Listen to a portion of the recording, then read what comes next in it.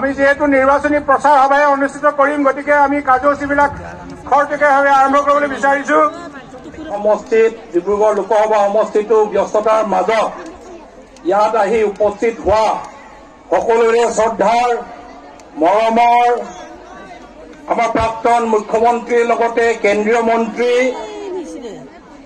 আমাৰ জাতিৰ নেতা মাননীয় সৰ্বানন্দ সোণোৱাল ডাঙৰীয়া, ইয়াত উপস্থিত থকা ভাৰতীয় জনতা পাৰ্টীৰ ধেমাজি জিলাৰ সভানেত্ৰী ৰূপা কামান বাইদেউ, অসম গণ পৰিষদৰ ৰাজ্যিক নেতা তুলন কোঁৱৰ ডাঙৰীয়া, ইয়াত উপস্থিত থকা সোণোৱাল কছাৰী সাহিত্য পৰিষদৰ চিফ টংকেশ্বৰ সোণোৱাল ডাঙৰীয়া, সন্মিলিত গণশক্তিৰ উপস্থিত থকা নেতৃবৃন্দ, ভাৰতীয় জনতা পাৰ্টি অসম গণ পৰিষদৰ উপস্থিত থকা নেতৃবৃন্দ, আজি আমাৰ মাননীয় কেন্দ্ৰীয় মন্ত্ৰী আপোনাৰ আমাৰ সকলোৰে শ্ৰদ্ধাৰ নেতা সৰ্বানন্দ সোণোৱাল ডাঙৰীয়া আহিব বুলি হিলদল ভাঙি ইয়াত উপস্থিত হোৱা সকলো জনগণক মই তেখেতে আমাক পাহৰিব নোৱাৰি মনত পেলাই ব্যস্ততাৰ মাজত যে আহিছে তাৰ কাৰণে সকলোৱে নিজৰ স্থানত উঠি এবাৰ হাত চাপৰি বজাই দিলে মই অনুৰোধ জনাইছো। নিজৰ নিজৰ স্থানত উঠি সকলোৱে লগতে এবাৰ আমি তেখেতকো আশীৰ্বাদ দিব লাগিব তেখেতৰ ডিব্ৰুগড় লোকসভা সমষ্টিত প্ৰাৰ্থী হিচাপে মোদীজীক শক্তিশালী কৰাৰ কাৰণে তেখেতে নিৰ্বাচন খেলিছে। প্ৰধান বৰুৱা ডাঙৰীয়া আমাৰ ইয়াত নিৰ্বাচন খেলিছে। তেখেত দুয়ো বিপুল ভোটত অসমৰ সৰ্বাধিক মাৰ্জিনত জয়যুক্ত হ'ব পৰাকে আমি তেখেতসকলক একেলগে মিলি আশীৰ্বাদ দিব লাগে। আৰু লগতে একেলগে সকলোৱে মোৰ লগত ভাৰত মাতা কি জয় বুলি একেলগে হাত দুখন একেলগে উঠাই একেলগে গাব দেই। ভাৰত মাতা কি আৱাজটো একদম দিল্লী গৈ পাব লাগিব। এতিয়া দিছপুৰ গৈ পাইছে।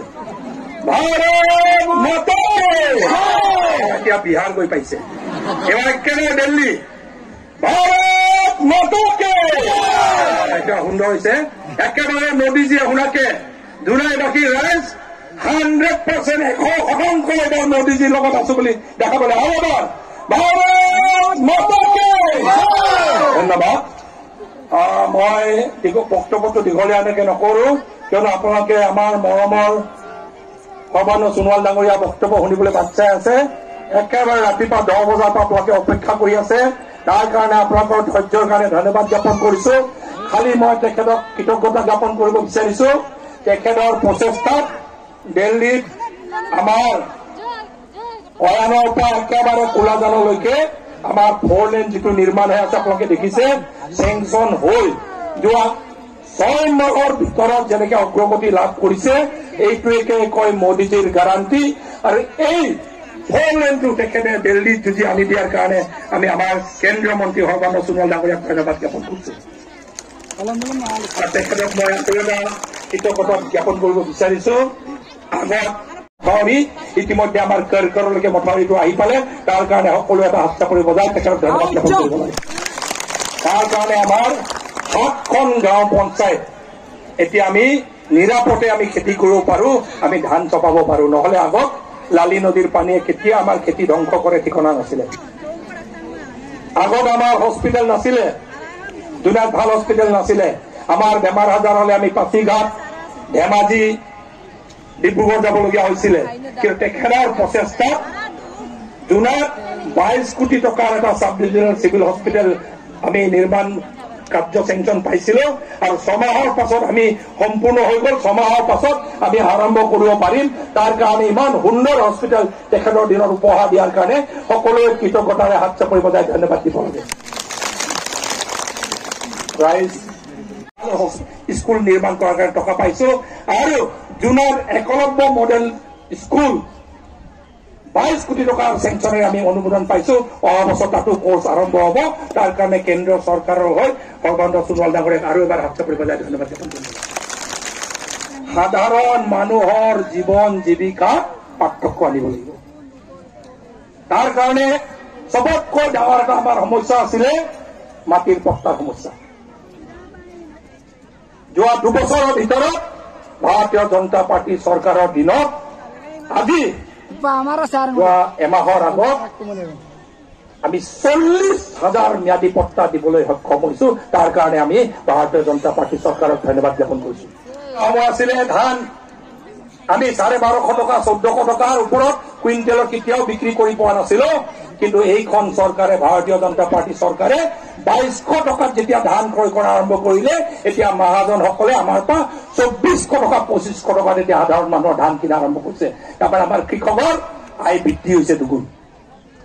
ৰাইজ অকল কৃষকেৰে নহয়, মাটিৰ সমস্যাই নহয়, সাধাৰণ মানুহৰ জীৱন জীৱিকাত পাৰ্থক্য আহিছে, বিশেষকৈ মহিলা মানুহ আগবাঢ়ি গলে ভাৰত আগবাঢ়ি যাব, ভাৰত মাতা আগবাঢ়িব। সেইকাৰণে আপোনালোকে যে লক্ষ্য কৰিছে অৰুণোদয় কোনো ভবা নাছিলে মাহে মাহে যে আমি এই যে একেবাৰে দুৰ্বল শ্ৰেণী আমাৰ যিখিনি মহিলা আছে মাহে মাহে পইচা দিব পাৰিম বুলি কেতিয়াও ভবা নাছিলো। কংগ্ৰেছ চৰকাৰ এটা সময়ত আছিলে 5 বছৰ ইলেকশ্যনৰ পৰা সূতা বিলাইছিলে, আমাক এমুঠি উঠাৰ কাৰণে কাজিয়া কৰিব দিছিলে। আত্মসহায়ক গোটবোৰক 5,000 টকা দিছিলে। 10 জনী মহিলাই ভাগ কৰোঁতে 200-300 টকাকে ভাগত পৰিছিলে। কিন্তু ভাৰতীয় জনতা পাৰ্টি চৰকাৰ আহি আমাৰ নেতা সৰ্বানন্দ সোণোৱালৰ দিনত 25,000 টকাকে গোটবোৰক আমি পইচা দিছিলো, বেংক লিংকেজ 50,000 টকা দিছিলো। কিন্তু এইবাৰ গোটবোৰক নহয়, প্ৰত্যেকটো গোটৰ সদস্যক যিসকলে কিবা এটা মহিলাই কৰি খাব বিচাৰিছে প্ৰত্যেকটো সদস্যৰ একাউণ্টত 10,000 টকা দিয়াৰ কাৰণে এখন চৰকাৰে সিদ্ধান্ত গ্ৰহণ কৰিছে আৰু যিসকলে এই 10,000 টকা ভালকে খৰচ কৰিব বেংক লিংকেজ 25,000 টকা দিব আৰু 25,000 টকা দিয়াৰ পাছত 12,500 টকা চৰকাৰে আকৌ লিংকেজ দিব মহিলাসকলক লাখপতি বাইদেউ এইখন চৰকাৰৰ দিনত কৰোৱাৰ কাৰণে সিদ্ধান্ত গ্ৰহণ কৰিছে আৰু শুনক ৰেচন কাৰ্ড থকা হলে কলে শুনিলো ভালকে যিসকলে আজি মিটিঙত অহা নাই আপোনালোকে ঘূৰি গৈ বুজাই দিব যে যিসকলে ৰেচন কাৰ্ড পাইছে সবে অৰুণোদয় পাব 1 নম্বৰ 2 নম্বৰ আয়ুষ্মান ভাৰত তাৰমানে 5 লাখ টকাৰ ফ্ৰী চিকিৎসা কাৰ্ড পাব লগে লগে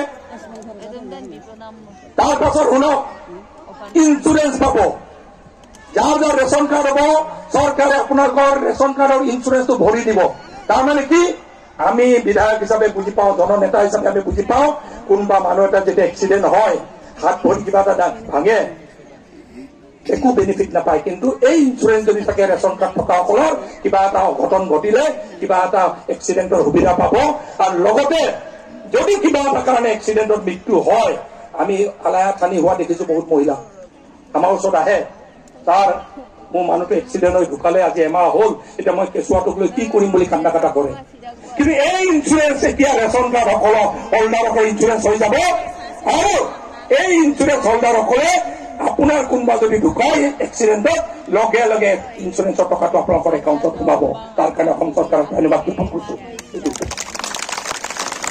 সেইকাৰণে কোনোবাই এলাৰ্ট যদি এতিয়াও ৰেচন কাৰ্ড লোৱা নাই সোনকালে ফিল আপ কৰিব আমি ৰেচন কাৰ্ডটো দিয়াই দিম আপোনালোকক আৰু শুনক আৰু এটা ভাল খবৰ আমি গাঁৱত যাওঁ দুখীয়া মানুহ জানো ঘৰখন যেনে তেনে বজা কিন্তু আমি PMAY ঘৰ দিব নোৱাৰো চৰকাৰী ঘৰ দিব নোৱাৰো কিন্তু ID নম্বৰ নাই কংগ্ৰেছ চৰকাৰৰ দিনত 2001 চনত সাৰ্ভে কৰোঁতে বহুত দুখীয়া মানুহক বাদ পেলাই দিলে কিন্তু এইবাৰ মোদীজীয়ে কৈছে আৰু অসম চৰকাৰে দায়িত্ব লৈছে মুখ্যমন্ত্ৰীয়ে ID নম্বৰ নথকাসকলক পুনৰ সাৰ্ভে কৰাই মেলি প্ৰত্যেকজন দুখীয়া মানুহক এইবাৰ চৰকাৰী ঘৰ দিব বুলি সিদ্ধান্ত গ্ৰহণ কৰিছে প্ৰত্যেকজন দুখীয়া মানুহ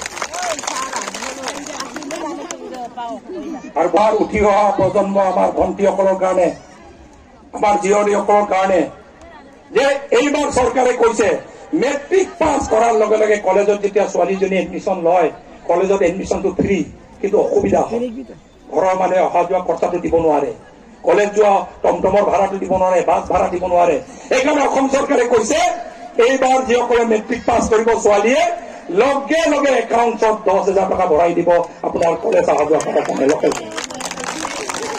হায়াৰ ছেকেণ্ডেৰী পাছ কৰিলে হায়াৰ ছেকেণ্ডেৰী পাছ কৰি BA এডমিশ্যন লোৱাৰ লগে লগে 12,500 টকা লগে লগে একাউণ্টত ভৰাই দিব আৰু যিসকল ছোৱালীয়ে BA পাছ কৰি MA পঢ়িব ইহঁতৰ একাউণ্টত 25,000 টকা এইখন চৰকাৰে ভৰাই দিয়াৰ সিদ্ধান্ত কৰিছে তাৰপৰা আমাৰ ছোৱালীখিনি পঢ়ি ইঞ্জিনিয়াৰ হওক ডক্টৰ হওক প্ৰফেচাৰ হওক ভাল মানুহ হওক আৰু আমাৰ ছোৱালী নাৰী শক্তি যেতিয়া আগুৱাই যাব ভাৰত ৰাষ্ট্ৰ আগুৱাই যাব মোদীজী শক্তিশালী হ'ব আমাৰ দেশ শক্তিশালী হ'ব আৰু বিশ্বগুৰুৰ ফালে আগবাঢ়ি যাব আৰু এইখিনিকে আহ্বান জনাই আৰু এই বিষয়বোৰৰ কাৰণে আপোনাৰ মোৰ জীৱনত যে পৰিৱৰ্তন আনিছে আপোনাৰ মোৰ অঞ্চলত যে উন্নয়নৰ একদম এটা উন্নয়নৰ ধাৰা আনিছে তাৰ কাৰণে মোদীজীক দ্বিতীয়বাৰ প্ৰধানমন্ত্ৰী থকাৰ কাৰণে আমি সংকল্প লৈ আগবাঢ়িব লাগে আৰু আপোনালোকক অনুৰোধ জনাইছো কংগ্ৰেছৰ দিনত যি ভ্ৰষ্টাচাৰ চলিছিলে চাকৰিৰ বোজা অংগনবাড়ী চাকৰি 60,000 টকা মাষ্টৰ চাকৰি 2 লাখ টকা SCS চাকৰি 20 লাখ টকা একেবাৰে বোজা আছিলে কিন্তু এইখন চৰকাৰৰ দিনত ভাৰতীয় জনতা পাৰ্টি চৰকাৰৰ দিনত 1 লাখ দুখীয়া মানুহে নিযুক্তি পাইছে 4জনে খৰচ নকৰাকে আমাক যুৱক যুৱতীয়ে নিযুক্তি পাইছে আৰু ৰাইজ আৰু 35,000 নতুনকে যুৱক যুৱতীয়ে নিযুক্তি পাব আৰু এনে পৰিৱৰ্তনৰ ফালে আগবাঢ়ি যোৱাৰ কাৰণে এই ভ্ৰষ্টাচাৰী কংগ্ৰেছক এইবাৰ এটা শিক্ষা দিব লাগে আৰু প্ৰত্যেকটো গাঁৱত আৰু প্ৰত্যেকটো ভোট কেন্দ্ৰত কংগ্ৰেছক একেবাৰে নাইকিয়া কৰি আমাৰ ভোট কেন্দ্ৰবোৰত 100% ভাৰতীয় জনতা পাৰ্টীৰ পদুম ফুল আৰু কংগ্ৰেছক শূন্য কৰিব লাগে বুলি মোৰ আহ্বান জনাইছো কংগ্ৰেছক জিৰ' কৰিব লাগে আৰু এইখিনিকে কৈ আপোনালোকে অপেক্ষা কৰি থকা আমাৰ সকলোৰে শ্ৰদ্ধা আমাৰ মাননীয় নেতা আমাৰ সৰ্বানন্দ সোণোৱাল ডাঙৰীয়া বক্তব্য শুনিব বুলি আহ্বান জনাই একেলগে আৰু এবাৰ তেখেতে বক্তব্য ৰখাৰ আগতে ভাৰত মাতা কে Barat Mata Ki Aro iyo po agam dan tapilangka asinaw akando ko apuya kang karba tapilangka malupanggela মোৰ ভাবা ধন্যবাদ জনাই মোৰ বক্তব্য সামৰিছো আৰু তেখেতক ডাইৰেক্টলি বক্তব্য ৰাখিবলৈ অনুৰোধ জনাইছো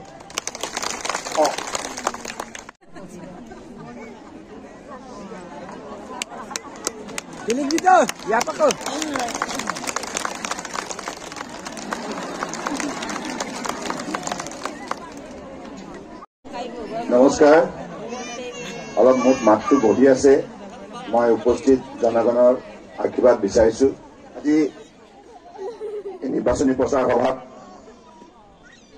উপস্থিত থকা আৰু এই প্ৰচাৰ সভাৰ প্ৰধান উদ্যোক্তা জোনাই বিধানসভা সমষ্টিৰ প্ৰতিগৰাকী ব্যক্তিৰ অতি মৰমৰ আপোন আৰু কঠোৰ পৰিশ্ৰমী সফল বিধায়ক শ্ৰদ্ধেয় ভুৱন পেগু ডাঙৰীয়া মঞ্চত উপস্থিত থকা ভাৰতীয় জনতা পাৰ্টিৰ ধেমাজি জিলা সমিতিৰ মাননীয় সভানেত্ৰী শ্ৰদ্ধেয়া ৰূপা কামাং বাইদেউ মঞ্চত উপস্থিত সোণোৱাল কছাৰী সাহিত্য সাহিত্য পৰিষদৰ মুখ্য কাৰ্যবাহী সদস্য টংকেশ্বৰ সোণোৱাল ডাঙৰীয়া মঞ্চত উপস্থিত সন্মিলিত গণশক্তি অসম সাধাৰণ সম্পাদক তুলেন কোঁৱৰ ডাঙৰীয়া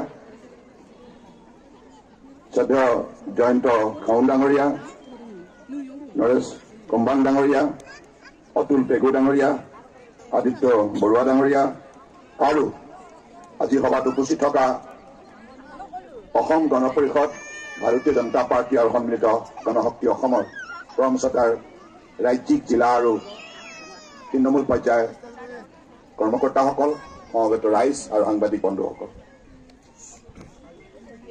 লোকসভা নিৰ্বাচন 2024 এই নিৰ্বাচন ভাৰতবৰ্ষৰ প্ৰতিগৰাকী ভোটদাতা ৰাইজৰ বাবে অতিকৈ গুৰুত্বপূৰ্ণ ইয়াৰ পূৰ্বতেও আমি বহু নিৰ্বাচনত অংশগ্ৰহণ কৰিছো কিন্তু এই নিৰ্বাচনত ভাৰতবৰ্ষৰ মাননীয় প্ৰধানমন্ত্ৰী ডাঙৰীয়াই ভাৰতবৰ্ষৰ 140 কোটি 84 লাখ লোকক নিৰ্দিষ্ট এটা লক্ষ্য স্থিৰ কৰি দিছে এই লক্ষ্যটো হ'ল আগন্তুক 5 বছৰৰ ভিতৰত ভাৰতবৰ্ষক বিশ্বৰ তৃতীয়খন সৰ্ববৃহৎ শক্তিশালী ৰাষ্ট্ৰ হিচাপে প্ৰতিষ্ঠা কৰা গতিকে এই লক্ষ্যত উপনীত হ'বৰ বাবে এই বিকাশ যাত্ৰাক ক্ষিপ্ৰ গতি দিয়াৰ বাবে ভাৰতীয় জনতা পাৰ্টিৰ নেতৃত্বত এখন চৰকাৰ দিল্লীত হোৱাটো অত্যন্ত গুৰুত্বপূৰ্ণ এই যুক্তিৰে যে যোৱা 10 বছৰে মাননীয় প্ৰধানমন্ত্ৰী ডাঙৰীয়াই সততা নিষ্ঠাৰে সঠিক নীতি সঠিক সিদ্ধান্ত সঠিক পৰিকল্পনা আৰু সমগ্ৰ ভাৰতবৰ্ষৰ প্ৰতিটো প্ৰান্তৰ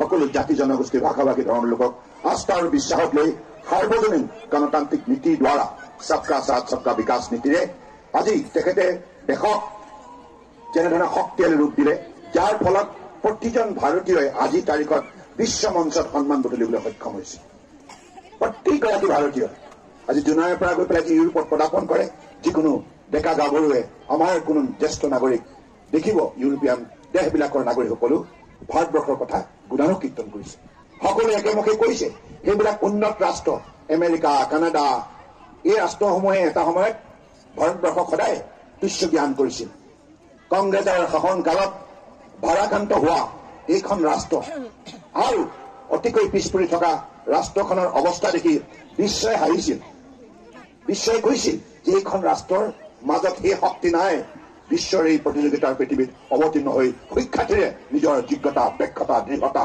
একাগ্ৰতা প্ৰতিষ্ঠা কৰা সেইখন ৰাষ্ট্ৰক সুসংহত কৰি ভাৰতবৰ্ষৰ প্ৰতিটো জাতি জনগোষ্ঠীক আস্থা আৰু বিশ্বাসক লৈ সকলোকে সমমৰ্যাদা সমউন্নয়ন সম অধিকাৰ প্ৰদান কৰাৰ বাবে 2014 চনত মাননীয় প্ৰধানমন্ত্ৰী নৰেন্দ্ৰ মোদী ডাঙৰীয়াই প্ৰধানমন্ত্ৰীৰ দায়িত্ব লৈ যি বিকাশ যাত্ৰা পৰিৱৰ্তনৰ যাত্ৰা আৰম্ভ কৰিলে তাৰ ফলশ্ৰুতিত আজি ভাৰতবৰ্ষৰ প্ৰতিটো প্ৰান্তৰ জনগণ লাভান্বিত হৈছে এই জোনাই এটা সময় জোনাই বুলি ক'লে মানুহে ভাবিছিল তাত পোহৰ আছে জানো তাত যাতায়াত ব্যৱস্থা ৰাস্তা পদূলি আছে জানো এনেধৰণে অসমৰ বুকুটি আলোচনা হৈছিল কিন্তু আজি এই জোনাই পৰিৱৰ্তনৰ নতুন জোৱাৰ আপোনালোক সকলোৱে প্ৰত্যক্ষ কৰিছে হয়নে নহয় হয়নে নহয় খন্তেক আগতে ভুৱন পেগু ডাঙৰীয়াই যিবিলাক সফলতাৰ কাহিনী ব্যাখ্যা কৰিলে সদায় আমাৰ আত্মীয় কুটুম ভাই ভতিজা এটা পাৰৰ পৰা আনটা পাৰত থকা স্বত্বেও আমি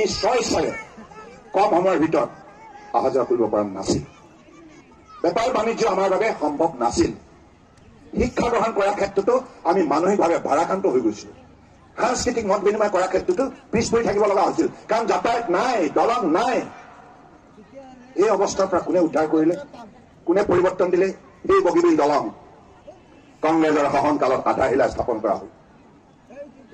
আধাৰশিলা কেৱল কেইটুকুমান ইটা, এখন ফলক চিহ্ন হৈ ৰল, কিন্তু দলঙৰ কাম আৰম্ভ নহল। দলঙৰ কাম আৰম্ভ কোনে কৰিলে মনত আছেনে? আছেনে নাই? আছে। অতুল বিহাৰী বাজপেয়ী ডাঙৰীয়া বিজেপি নেতৃত্বাধীন NDA চৰকাৰ 1999 চনৰ পৰা 2004 চনত যিখন চৰকাৰ আছিল, সেই চৰকাৰৰ দিনতে বাজপেয়ী ডাঙৰীয়াৰ প্ৰথম পৰ্যায় তেখেতৰ নন নাচিবল পুলৰ পৰা 350 কোটি টকা অনুমোদন দি 2002 চনৰ 24 এপ্ৰিল তাৰিখে ডিব্ৰুগড়ৰ চকিডিঙি খেলপথাৰৰ পৰা বগীবিল দলঙৰ কাম আৰম্ভ কৰিলে। কালত বগীবিল দলং আধৰুৱা হৈ ৰল, নিৰ্মাণ কাৰ্য সম্পূৰ্ণ নহল। অসমৰ ৰাইজে বাৰম্বাৰ অনুৰোধ কৰাৰ পাছতো কংগ্ৰেছ চৰকাৰে অসমৰ সমস্যাক পিঠি দিয়াৰ বাবে, আওকাণ কৰাৰ বাবে, ব্ৰহ্মপুত্ৰৰ উত্তৰ পাৰত বসবাস কৰা ৰাইজক সম্পূৰ্ণৰূপে অৱজ্ঞা কৰাৰ বাবে এই কাম সম্পূৰ্ণ নহল। কিন্তু মোদী ডাঙৰীয়াই 2014 চনত দায়িত্ব লৈ তেখেতৰ কেন্দ্ৰীয় মন্ত্ৰী হোৱাৰ প্ৰায় 90জন মন্ত্ৰীক নিৰ্দেশ দিলে, তোমালোকে দিল্লীত বহি থাকিব নালাগে। উত্তৰ পূৰ্বাঞ্চলৰ মানুহে দিল্লীত আহি হোটেলত হাজাৰ হাজাৰ টকা খৰচ কৰি মন্ত্ৰী সাক্ষাৎ, বিষয়া সাক্ষাতৰ কাৰণে অপেক্ষা কৰিব নালাগে। আমাৰ ৰাজধানীখন উত্তৰ পূৰ্বাঞ্চললৈ লৈ যাব লাগিব, আৰু উত্তৰ পূৰ্বাঞ্চললৈ প্ৰতিজন কেন্দ্ৰীয় মন্ত্ৰী আৰু চৰকাৰী জ্যেষ্ঠ বিষয়া গৈ উত্তৰ পূৰ্বাঞ্চলৰ সমস্যাৰ কথা বুজ লৈ তাত আধৰুৱা প্ৰকল্পবিলাকৰ কাম ক্ষেত্ৰগতিত সম্পূৰ্ণ কৰিব লাগিব, আৰু উন্নত মানদণ্ডৰ এই কাম সম্পূৰ্ণ কৰিব লাগিব।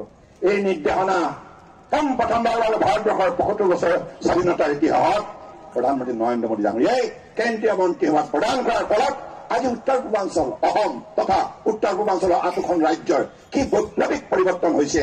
যাতায়াত, যোগাযোগৰ পৰা আৰম্ভ কৰি অনুষ্ঠান প্ৰতিষ্ঠান সকলো ক্ষেত্ৰতে এই কথা আমি সকলোৱে গভীৰভাৱে উপলব্ধি কৰিছো। গতিকে তাৰ ফলত মোদী ডাঙৰীয়াই এই ক্ষিপ্ৰতাৰে বগীবিল দলঙৰ কাম, এই অভাজন যেতিয়া আপোনালোকৰ আশীৰ্বাদত, আপোনালোকৰ মৰম চেনেহত মুখ্যমন্ত্ৰী হিচাপে 2016 চনৰ পৰা 2021 চনলৈ মই কাৰ্যনিৰ্বাহ কৰাৰ সুযোগ লাভ কৰিছিলো অসমৰ ৰাইজৰ সহযোগত। সেই সময়তে বগীবিল দলঙৰ কাম সম্পূৰ্ণ হল, উন্মোচন হল, আৰু আজি ব্ৰহ্মপুত্ৰৰ উত্তৰ পাৰ দক্ষিণ পাৰৰ মহামিলন সম্ভৱ হৈছে সকলো ক্ষেত্ৰত। এইটো সাধাৰণ উপহাৰ নহয়। শদিয়া দলং আপোনালোকেও জানে, বৰ্তমান ভাৰতবৰ্ষৰ বুকুত আটাইতকৈ দীঘল দলং কোনোবা যদি নদীৰ ওপৰত আছে সেইখনে হৈছে শদিয়া দলং, ভলা শদিয়া দলং। এইখন দলঙৰ কাম কংগ্ৰেছৰ কাৰ্যকালত সম্পূৰ্ণ কৰিব নোৱাৰিলে। কোনোবাই যদি সম্পূৰ্ণ কৰি আজি শদিয়াৰ লগতে অৰুণাচল প্ৰদেশ এই সকলো উত্তৰ পাৰ দক্ষিণ পাৰৰ নামত এটা বিৰাট যোগাযোগ ব্যৱস্থা শক্তিশালী পথ গঢ় দিলে, সেইজনে হৈছে আমাৰ দেশৰ আদৰ্শবাদী নেতা, পৃথিৱীৰ সৰ্বাধিককৈ লোকপ্ৰিয় নেতা প্ৰধানমন্ত্ৰী নৰেন্দ্ৰ মোদী ডাঙৰীয়া। এই হৈছে পৰিৱৰ্তন। কাৰণ দলংখন হোৱাৰ পাছত কিমানখিনি সূক্ষ্মভাৱে যদি আপোনালোকে গৱেষণা কৰে, ভুৱন পেগু ডাঙৰীয়া তেওঁ অত্যন্ত অধ্যয়নশীল, মই ভাল পাওঁ, কটন কলেজৰ জেনেৰেল ছেক্ৰেটাৰী আছিল। তেতিয়াৰ পৰাই কেৱল বিধায়কে নহয়, মানুহৰ এটা ধাৰণা থাকে জনপ্ৰতিনিধিবিলাক পঢ়া শুনা নকৰে নেকি, নাই কি কয়, কিন্তু মিছা কথা। ভুৱন পেগুক মই জানো, ব্যক্তিগতভাৱে জানো। তেওঁ অত্যন্ত অধ্যয়নশীল, প্ৰতিটো কথা সূক্ষ্মভাৱে তেওঁ পৰ্যালোচনা কৰিব পৰা শক্তি, বৌদ্ধিক শক্তি তেওঁৰ ব্যক্তিত্বত বিৰাজমান। গতিকে মই ভূপেন পেগু ডাঙৰীয়াকে অনুৰোধ জনাইছো, আপুনি অলপ ৰিচাৰ্চ কৰিবচোন, এই দলং কেইখন হোৱাৰ পাছত কিমানখিনি পৰিৱৰ্তনো এই ব্ৰহ্মপুত্ৰ উত্তৰ পাৰত সম্ভৱ হৈছে। আমাৰ জীৱনত আৰ্থিক দিশত, সাংস্কৃতিক দিশত, শৈক্ষিক দিশত, সামাজিক দিশত, সকলো আধ্যাত্মিক দিশত, সকলো ক্ষেত্ৰতে আজি এই দলং কেইখনে কিমান গুৰুত্বপূৰ্ণ ভূমিকা পালন কৰিছে, এই কথা আমি প্ৰতিগৰাকী শিক্ষিত ব্যক্তিয়ে গভীৰভাৱে পৰ্যালোচনা কৰিব লাগে। এইবিলাক সাধাৰণ দলং নহয়। আমি এইটো একেমুখে কৈ দিব নালাগে, আধা ঘণ্টাতে ইপাৰ পৰা সিপাৰ আহিব পাৰো, তেনেকুৱা বস্তু নহয়। এই এনেধৰণৰ মহৎ কামৰ বাবে সাধনাৰ প্ৰয়োজন, একাগ্ৰতাৰ প্ৰয়োজন আৰু সমাজৰ প্ৰতি শ্ৰদ্ধা ভক্তিৰ প্ৰয়োজন। সেই শ্ৰদ্ধা ভক্তি নৰেন্দ্ৰ মোদী ডাঙৰীয়া ব্যক্তিত্বত আছে। তেখেতে সেইবাবে 2014 চনত কৈছিল, প্ৰধানমন্ত্ৰীৰ দায়িত্ব লৈ প্ৰথমটো বক্তব্য দেশবাসীৰ বাবে যেতিয়া তেওঁ প্ৰদান কৰিছিল, তেতিয়া কি কৈছিল, মই কেৱল প্ৰধানমন্ত্ৰী হিচাপে নহয়, দেশৰ প্ৰধান সেৱক হিচাপে দেশবাসীক সমৰ্পিত ভাৱনাৰে সেৱা কৰিবলৈ আহিছে। এই হৈছে মহানতা, এই হৈছে মানৱতা। গতিকে সেইবাবে সেই দৃষ্টিভংগী আজি দেশ পৰিচালনা হোৱাৰ বাবে আজি দেশৰ আটাইতকৈ দুখীয়া মানুহজন উপকৃত হৈছে। আজি মই সৰু এটা এক্সাম্পল দিওঁ, বেছি দীঘলীয়া বক্তব্য নাৰাখো। মই আহিছো প্ৰধান বৰুৱা ডাঙৰৰ কাৰণে, কাৰণ মোৰ দৃঢ় বিশ্বাস এগৰাকী জনপ্ৰতিনিধি জনতাৰ স্বাৰ্থত দিনে নিশাই যি আত্মনিয়োগ কৰে সিয়ে প্ৰকৃত জনপ্ৰতিনিধি। আৰু প্ৰধান বৰুৱা ডাঙৰীয়া মই নিজেই দেখিছো, সাংসদ হোৱাৰ পাছত এদিনো বহি নাথাকে। দিনে নিশাই কোনখন গাঁৱত কোনটো চুকত কি সমস্যা আছে এই সমস্যাবিলাক বিচাৰি ৰাইজৰ লগত আলাপ আলোচনা কৰি আৰু ৰাজ্যৰ কেন্দ্ৰীয় চৰকাৰৰ তেখেতে দাবী জনাই প্ৰকৃত সমস্যা সমাধানৰ কৰিবৰ বাবে বিভিন্ন ধৰণৰ পুঁজি আজি তেখেতে অনাৰ ক্ষেত্ৰত উল্লেখযোগ্য ভূমিকা পালন কৰে। যাৰ ফলত আজি ভুৱন পেগু ডাঙৰীয়াই যিটো কথা কৈছে, আজি জুমাই সমষ্টিত যিখিনি আপোনালোকে পৰিৱৰ্তন দেখিছে, বানপানী গৰাখহনীয়াৰ পৰা আৰম্ভ কৰি বিভিন্ন সমস্যাৰ পৰা যি পৰিত্ৰাণ পাইছে, এই পৰিত্ৰাণ পোৱাৰ অন্তৰালত যিগৰাকী জনপ্ৰতিনিধিয়ে অত্যন্ত দক্ষতাৰে পদক্ষেপ লৈছে সেইগৰাকী হ'ল আপোনালোকৰ মৰমৰ বিধায়ক ভুৱন পেগু ডাঙৰীয়া। আৰু এই কামত বিশেষভাৱে ইন্ধন যোগাইছে সাংসদ প্ৰধান বৰুৱা ডাঙৰীয়া। গতিকে জনপ্ৰতিনিধি যেতিয়া জনতাৰ স্বাৰ্থত আন্তৰিকতাৰে নিষ্ঠাৰে কাম কৰিব, সেইজনে আপোনালোকক ভৱিষ্যতৰ দিনত আপোনালোকৰ আশা আকাংক্ষা বাস্তৱত পৰিণত কৰাৰ ক্ষেত্ৰত উল্লেখযোগ্য বৰঙণি আগবঢ়াব পাৰিব। গতিকে সেইকাৰণে আপোনালোকৰ জোনাই অঞ্চলৰ ৰাইজৰ এতিয়া কোনো অসুবিধা হ'ব নালাগে।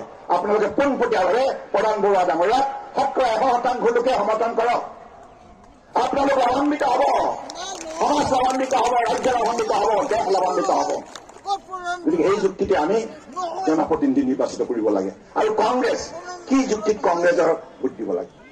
কাৰণ 60 বছৰ কাল কংগ্ৰেছে অসম আৰু অসমীয়াৰ বাবে যি অন্যায় কৰিলে বিভিন্ন দশকত, 62 যেতিয়া চীনে ভাৰত আক্ৰমণ কৰিছিল উত্তৰ পূৰ্বাঞ্চলৰ দিশৰ পৰা, তেতিয়া অসমৰ ৰাইজে চিঞৰি চিঞৰি সেই সময়ত কংগ্ৰেছৰ প্ৰধানমন্ত্ৰী পণ্ডিত জৱাহৰলাল নেহৰুক আহ্বান জনালে, সেই প্ৰধানমন্ত্ৰী ডাঙৰীয়া আমাক নিৰাপত্তা দিয়ক, শত্ৰুৰ পৰা আমাক ৰক্ষা কৰক। তেতিয়া পণ্ডিত নেহৰুৱে কি ক'লে? ক্ষমা কৰিব, মই তোমালোকক ৰক্ষা কৰিব নোৱাৰো, কিন্তু মোৰ অন্তৰখন আছে, কিন্তু মই তোমালোকক শত্ৰুৰ কবলৰ পৰা উদ্ধাৰ কৰিব নোৱাৰো। এই হৈছে কংগ্ৰেছৰ মানসিকতা অসম আৰু অসমীয়াৰ প্ৰতি। আমাৰ খিলঞ্জীয়া ভূমিপুত্ৰ আমাৰ কোনোদিনেই মৰ্যাদা সহকাৰে অসমৰ মাটিত জীৱন নিৰ্বাহ কৰাৰ বাবে এই মাটিৰ ওপৰত অধিকাৰ, সাংবিধানিক অধিকাৰ পত্ৰ প্ৰদান নকৰি আজি অসম চৰকাৰে, বিজেপি চৰকাৰে ক্ষমতা লৈ ব্ৰহ্ম কমিশ্যন গঠন কৰি সমগ্ৰ অসমত সমীক্ষা চলোৱা হ'ল। অনেক সংখ্যক খিলঞ্জীয়া ভূমিপুত্ৰ জনজাতি, অনুসূচিত জাতি, বিভিন্ন পিছপৰা সকলো জনগোষ্ঠী মাটি আছে, কিন্তু পাত্তা নাই। অৰ্থাৎ আমি কাইলৈ কোনোবাই যদি আমাক দাবী কৰে তোমাৰ মাটিৰ ওপৰত তোমাৰ দখলীস্বত্ব যে তুমি আছে বুলি কৈছা, সাংবিধানিক দলিলখন ক'ত, পতাখন ক'ত, আমি দেখুৱাব নোৱাৰো। অসহায় মাটি ভেটি নাথাকিলে কৃষ্টি সংস্কৃতি ভাষা সাহিত্য জীয়াই নাথাকে। সেই যুক্তিতে ভাৰতীয় জনতা পাৰ্টী চৰকাৰখনে পোনপ্ৰথমবাৰৰ বাবে সমীক্ষা চলাই আমি অসমত খিলঞ্জীয়া ভূমিপুত্ৰসকলক মাটিৰ পট্টা প্ৰদান কৰাৰ কাম আৰম্ভ কৰিম। এতিয়ালৈকে 2016ৰ পৰা 2024লৈকে প্ৰায় 6 লাখ অসমৰ খিলঞ্জীয়া পৰিয়ালক আমি মাটিৰ পট্টা হাতত তুলি দি মৰ্যাদা সহকাৰে আমাৰ অসম, আমাৰ মাটি, আমাৰ অধিকাৰ সাব্যস্ত কৰাৰ সুবৰ্ণ সুযোগ প্ৰদান কৰিলো। এই হৈছে অসম আৰু অসমীয়াৰ বাবে আন্তৰিকতা, শ্ৰদ্ধা ভক্তি, মৰম আৰু দায়িত্ব আৰু কৰ্তব্য। কেৱল এটাই কথা কওঁ, বেছি ক'বলগীয়া নাই। ভুৱন পেগুৱে ইমান সুন্দৰভাৱে প্ৰতিটো সফল আমাৰ পদক্ষেপ ব্যাখ্যা কৰিলে, আপোনালোকে পঠিয়ান গৈছে যিটো সঁচা কথা। আৰু প্ৰধান বৰুৱা ডাঙৰীয়াও মই অলপতে ডাঙৰীৰ পৰা মিটিং কৰি আহিছো চৈখোৱা, হাজাৰ হাজাৰ লোক এনেধৰণে সকলোৱে কৈছে একেমুখে, আমি প্ৰধান বৰুৱাক ভোট এইকাৰণে দিম, এই মানুহজনে বহুত কষ্ট কৰে, বহুত কষ্ট কৰে। ৰাতিপুৱা 5 বজাৰ পৰা ৰাতি 11 বজালৈকে বিভিন্ন গাঁও চাহ বাগিচা বস্তি চহৰৰ গলিগে যিমানখিনি তেখেতৰ সমষ্টিৰ ভিতৰত অন্তৰ্গত এলেকা আছে প্ৰতিটো অঞ্চলৰ প্ৰতিটো জনগোষ্ঠীৰ লগত কথা বতৰা পাতি যোৱা কাৰ্যকালত যিমান সফলতাৰে তেখেতে কাম কৰিলে সেইবাবে আপোনালোকেও নিজৰ পুত্ৰ হিচাপে তেখেতক এইবাৰো লখিমপুৰ লোকসভা আসনখন উপহাৰ দিয়ক। দিবনে? জোনাই ৰাইজ বিৰাট শক্তিশালী, বিৰাট পৰিশ্ৰমী, সৎ নিষ্ঠাৱান। গতিকে এইখন সমাজৰ কণ্ঠস্বৰ ইমান দুৰ্বল হ'ব নোৱাৰে। আকৌ এবাৰ ভাৰত মাতা কি, ভাৰত মাতা কি, ভাৰত মাতা কি, জয় অসম, জয় অসম। বহুত বহুত ধন্যবাদ। আৰু মোৰ দৃঢ় বিশ্বাস যে আপোনালোকে 19 এপ্ৰিল তাৰিখে বিহু বতৰ বুলি এলাহ নকৰিব দেই, ভোট নিদিয়াকে নাথাকিব। কিন্তু বহুত ডাঙৰ অন্যায় হ'ব আমাৰ গণতন্ত্ৰৰ বাবে। গতিকে সকলোকে মই বিনম্ৰ অনুৰোধ জনাইছো, আপোনালোকে নিশ্চিতভাৱে ভোটটো দিবলৈ স্বতঃস্ফূৰ্তভাৱে আগবাঢ়ি আহিব আৰু আপোনালোকৰ কোনো ধৰণৰ অসুবিধা নোহোৱাকে পদুমৰ ছবিত ভোট দিব। আৰু লগতে জোনাই মোৰ নিজৰ ঘৰৰ নিচিনা, মই লৰালি কালত ইয়াতে 1 মাহলৈকে আছিলো জোনাই লুইজান গাঁও। গতিকে এইখন মোৰ বেলেগ সমাজ নহয়, এইখন নিজৰে ঘৰ। গতিকে সেইকাৰণে জোনাই ৰাইজক মাতৃ পিতৃ জ্ঞান কৰি মই আপোনালোকৰ শ্ৰীচৰণত মোৰ গভীৰ শ্ৰদ্ধা আৰু প্ৰাৰ্থনা জনাইছো। আপোনালোকে আশীৰ্বাদ কৰক, ময়ো যেন ডিব্ৰুগড় লোকসভা সমষ্টিৰ পৰা জয়যুক্ত হ'ব পাৰোঁ। আশীৰ্বাদ কৰিবনে? বহুত বহুত ধন্যবাদ। আপোনালোক মহান, সদায় সুস্থ হৈ থাকক, সবল হৈ থাকক, সক্ৰিয় হৈ থাকক, শান্তিৰে থাকক। ধন্যবাদ। সকলোৱে নিজৰ স্থানত থিয় হৈ সৰ্বানন্দ সোণোৱাল ডাঙৰীয়াক আশীৰ্বাদ দিব লাগে। সৰ্বানন্দ সোণোৱাল জিন্দাবাদ, সৰ্বানন্দ সোণোৱাল জিন্দাবাদ, সৰ্বানন্দ সোণোৱাল জিন্দাবাদ। পৰমৰ চিনাত ভোট দিয়ক, পৰমৰ চিনাত ভোট দিয়ক। বিজেপি জিন্দাবাদ, গণশক্তি জিন্দাবাদ, এলডিপি জিন্দাবাদ, ইউপিপিএল জিন্দাবাদ। ভাৰত মাতা কে, ভাৰত মাতা কে, জয় শ্ৰীৰাম, জয় জয় শ্ৰীৰাম, জয় শ্ৰীৰাম, ভাৰত মাতা কে। ধন্যবাদ।